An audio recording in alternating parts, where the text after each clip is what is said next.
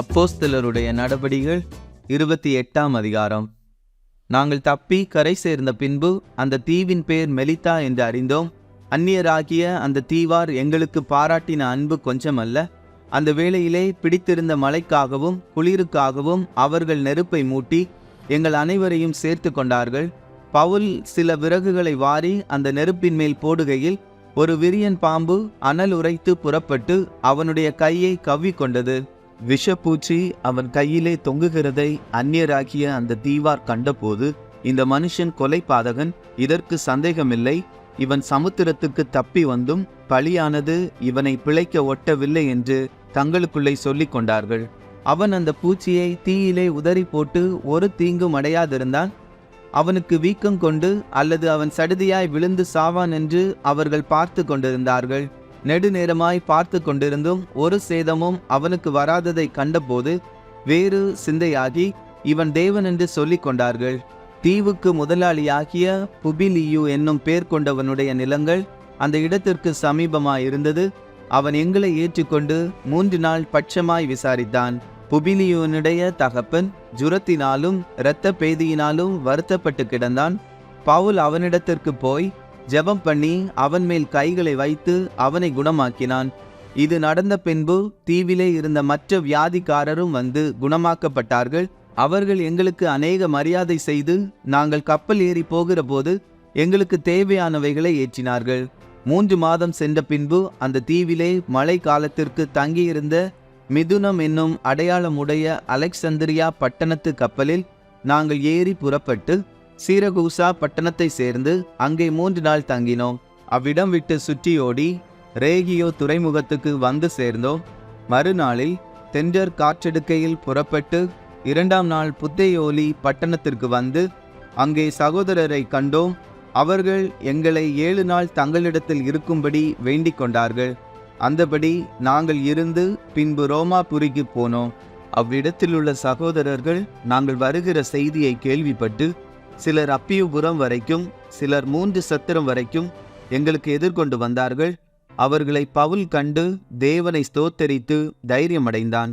நாங்கள் ரோமாபுரியில் சேர்ந்தபோது 100க்கு அதிபதி தன் காவலில் இருந்தவர்களை சேனாதிபதியினிடத்தில் ஒப்பு கொடுத்தான். அப்பொழுது பவுல் தன்னை காத்திருக்கிற சேவகனுடனே தனித்து குடியிருக்கும்படி உத்தரவு பெற்றுக்கொண்டான்.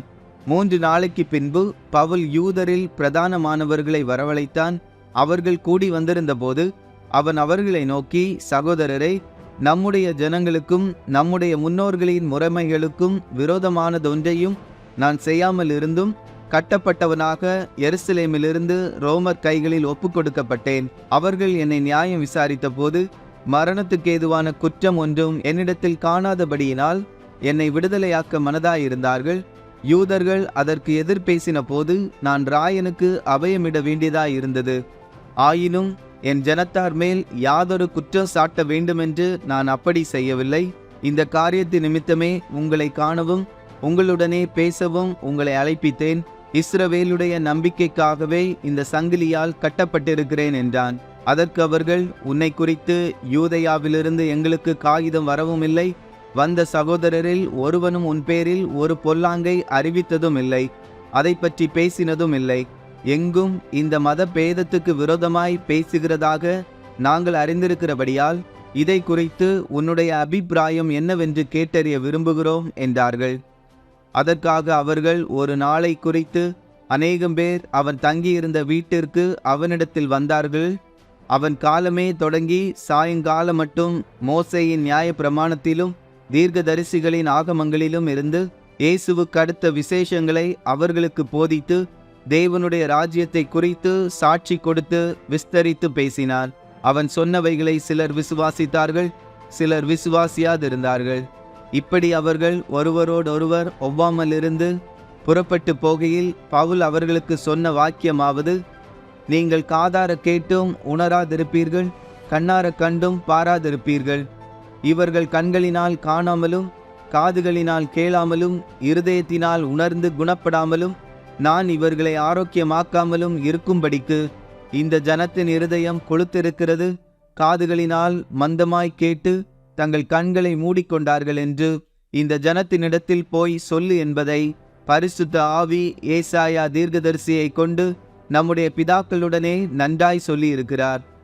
ஆதலால் தேவனுடைய இரட்சிப்பு புறஜாதியாருக்கு அனுப்பப்பட்டிருக்கிறதென்றும் அவர்கள் அதற்கு செவி கொடுப்பார்கள் என்றும் உங்களுக்கு தெரிந்திருக்க கடவுது என்றான். இப்படி அவன் சொன்ன பின்பு யூதர்கள் தங்களுக்குள்ளே மிகவும் தர்க்கம் பண்ணிக்கொண்டு போய்விட்டார்கள்.